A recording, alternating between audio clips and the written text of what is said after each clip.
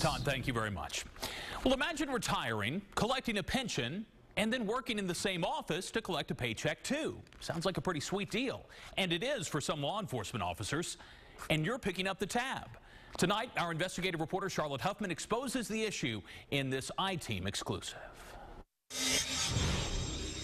It's a controversial subject, right? Most definitely. When Mercer County Sheriff Jack Kemmler ignored our interview requests, we tracked him down. I have a cocktail party.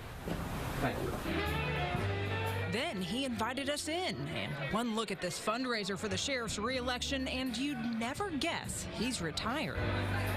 But he is, and he's still working. Sheriff Kemmler is a so-called double dipper, collecting a huge state-funded pension as a retired law enforcement officer on top of a six-figure salary. Why should I work and pay you twice? 6 years ago, Kemmler, an undersheriff, said he was going to retire, and technically he did for 30 days. Then he went right back to work at the sheriff's office in another position and later became sheriff, collecting a salary of $142,499 on top of a pension of $84,831. The grand total?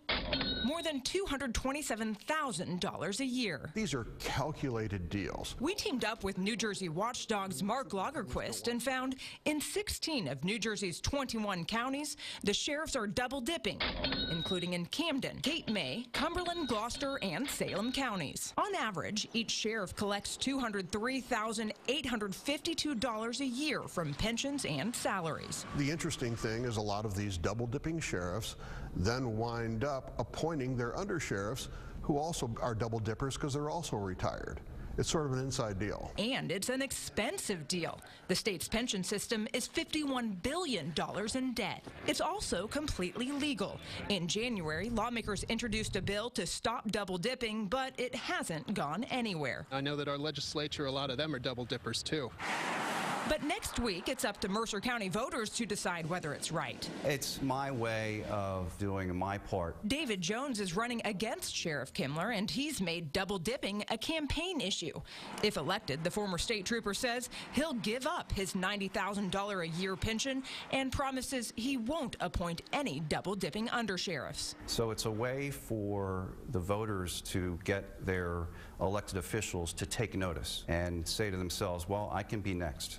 I can be the next one voted out of office. You retired, and then 30 days later you go back to work earning a salary. 2 paychecks on the backs of taxpayers. A lot of people say that's not right. I paid 8.5% of my salary into that pension system, just like you do with your 401k. If I'm elected, I'm going to continue being the sheriff. I think I do a great job. I think my office does a great job. I don't see a problem with this. Well, even though public employees make contributions into their pension, the state still funds the majority of it.